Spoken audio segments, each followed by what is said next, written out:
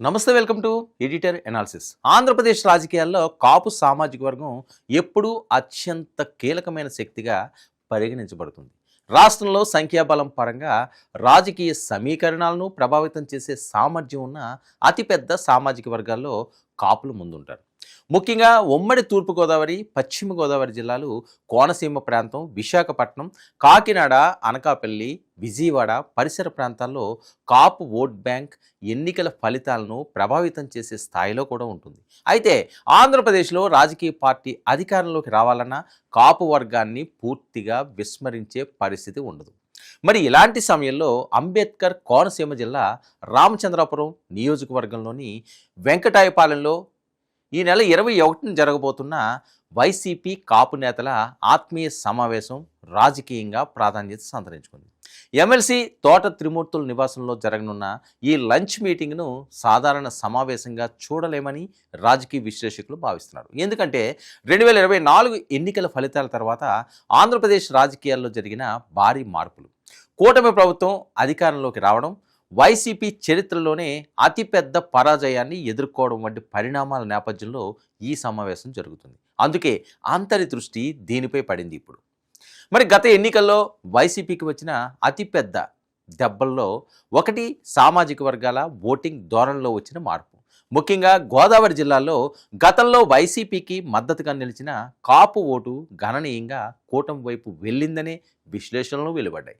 Janasena, TDP, BJP కూటమి ఏర్పడడంతో కాపు vote విభజన కాకుండా పెద్ద ఎత్తున ఒకే దిశగా కేంద్రీకృతమైందని రాజకీయ పరిశీలకులు అంచనా వేశారు.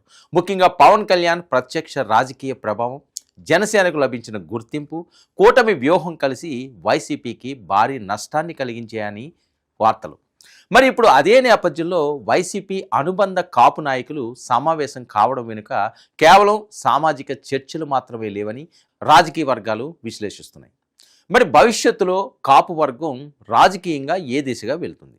కూటమి ప్రభుత్వంపై ప్రభుత్వం కాపు సమాజంలో ఉన్న అభిప్రాయం ఏంటి?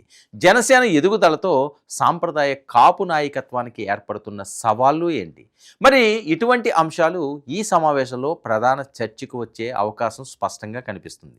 ఆంధ్రప్రదేశ్ రాజకీయాల్లో కాపు వర్గం ఎప్పటి నుంచో రాజకీయ అధికారం కోసం ప్రయత్నిస్తూనే ఉంది. స్వాతంత్రం తర్వాత అనేక మంది కాపు నాయకులు ఎదిగిన ఒక స్థిరమైన రాష్ట్ర స్థాయి రాజకీయ ఆధిపత్యం మాత్రం సాధించలేకపోయారనే భావన కాపు వర్గాల్లో నేటికి ఉంది. మరి ఈ నేపథ్యంలోనే గతంలో ముద్రగడ పద్మనాభం ఉద్యమాలు, కాపు రిజర్వేషన్ల డిమాండ్లు, వివిధ రాజకీయ ప్రయత్నాలు చోటు చేసుకున్నాయి. తర్వాత పవన్ కళ్యాణ్ రాజకీయ ప్రవేశంతో కాపు సమాజంలో కొత్త ఆశలు చిగురించాయి. 2024 ఎన్నికల తర్వాత జనసేన అధికార భాగస్వామిగా మారడంతో కాపు వర్గంలో ఒక కొత్త రాజకీయ ఆత్మవిశ్వాసం కనిపిస్తుందని పరిశీలకులు చెబుతున్నారు.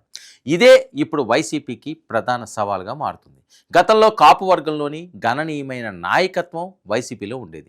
తోట త్రిమూర్తులు, పేర్ని నాని, అంబటి రాంబాబు, జోగి రమేష్ వంటి నాయకులు ఆ పార్టీకి బలంగా నిలిచారు. అయితే ఎన్నికల తర్వాత పరిస్థితులు పూర్తిగా మారిపోయాయి. అధికారంలో జనసేన భాగస్వామ్యం పెరగడం, పవన్ కళ్యాణ్ డిప్యూటీ సీఎం బాధ్యతలు చేపట్టడం వల్ల కాపు వర్గంలో కొత్త రాజకీయ చర్చ మొదలైంది. పవన్ మూలంగా ఎక్కువ మంది కాపు ఓటర్లు కూటమికి ఓటు వేశారు. అయితే కాపుల ఆకాంక్షలను కూటమి ప్రభుత్వం ఏ మేరకు నెరవేర్చింది అనే అంశంపై వైసీపీ కాపు నేతల మీటింగ్లో చర్చ జరిగే అవకాశం స్పష్టంగా కనిపిస్తుంది. తద్వారా కాపులను తమ వైపు తిప్పుకునేందుకు ప్రణాళికలు రూపొందిస్తారని, ఆ బాధ్యత జగన్ వైసీపీ కాపు నేతలపై పెట్టారని రాజకీయ వర్గాల్లో జోరుగా సాగుతున్న చర్చ. మరి ఆ మీటింగ్లో తోట త్రిమూర్తులతో పాటు ముద్రగడ పద్మనాభం, అంబటి, పేర్ని నాని, గుడివాడ అమర్నాథ్ లాంటి కాపు నేతలు పాల్గొంటారని తెలుస్తుంది. మరి అందుకే కోనసీమలో జరగబోయే ఈ సమావేశాన్ని చాలామంది వైసీపీ సామాజిక పునర్వ్యవస్థీకరణ ప్రయత్నంగా కూడా చూస్తున్నారు. ఇక కాపు వర్గంలో ఇంకా వైసీపీకి ఉన్న మద్దతును సమీకరించడం, భవిష్యత్తులో జనసేనకు పూర్తిగా పొలిటికల్ స్పేస్ దక్కకుండా చూడడం, కాపు నాయకత్వంలో ప్రత్యామ్నాయ చర్చను కొనసాగించడం వంటి లక్ష్యాలు కూడా ఇందులో ఉండవచ్చని భావిస్తున్నారు. అయితే ఈ సమావేశం వల్ల రాజకీయంగా ఎక్కువ లాభం ఎవరికి అనే ప్రశ్న కూడా ఆసక్తికరంగా మారింది. మొదట వైసీపీ కోణంలో చూస్తే ఎన్నికల తర్వాత పార్టీ క్షేత్రస్థాయిలో ఇంకా చురుగ్గానే ఉందనే సంకేతం వెళ్లే అవకాశం ఉంది. ముఖ్యంగా కోనసీమ, గోదావరి జిల్లాల్లో కాపు వర్గంతో ప్రత్యక్ష సంబంధాలు కొనసాగుతున్నాయనే సందేశం ఇవ్వగలదు. కాపు వర్గంలో వైసీపీ పూర్తిగా ఖాళీ కాలేదని భావనను పార్టీ నాయకత్వం బలపరచగలదు. మరి టీడీపీ, జనసేన వైపు నుంచి చూస్తే ఈ సమావేశం వల్ల తక్షణ ప్రభావం పెద్దగా కనిపించకపోవచ్చు. అయితే కాపు వర్గంలో ఏదైనా అసంతృప్తి పెరిగితే అది భవిష్యత్ కూటమి రాజకీయాలకు సవాలుగా మారే అవకాశము ఉంటుంది. అందుకే టీడీపీ, జనసేనలు కూడా ఈ పరిణామాలను నిశ్చితంగా గమనించే అవకాశం ఉంది. ముఖ్యంగా గోదావరి జిల్లాల్లో కాపు ఓటు కూటమి విజయానికి కీలకంగా పనిచేసిన నేపథ్యంలో ఆ వర్గంలో జరిగే ప్రతి రాజకీయ కదలిక ప్రాధాన్యత సంతరించుకుంటుంది. బీజేపీ ప్రత్యక్ష లాభ నష్టాలు పెద్దగా లేకపోయినా కూటమి భాగస్వామిగా ఈ పరిణామాలపై ఆసక్తి ఉండడం సహజం. మరి ఎందుకంటే ఆంధ్రప్రదేశ్లో కూటమి బలంగా ఉండాలంటే జనసేన బలంగా ఉండాలి. జనసేన బలంగా ఉండాలంటే కాపు వర్గం మద్దతు కీలకం.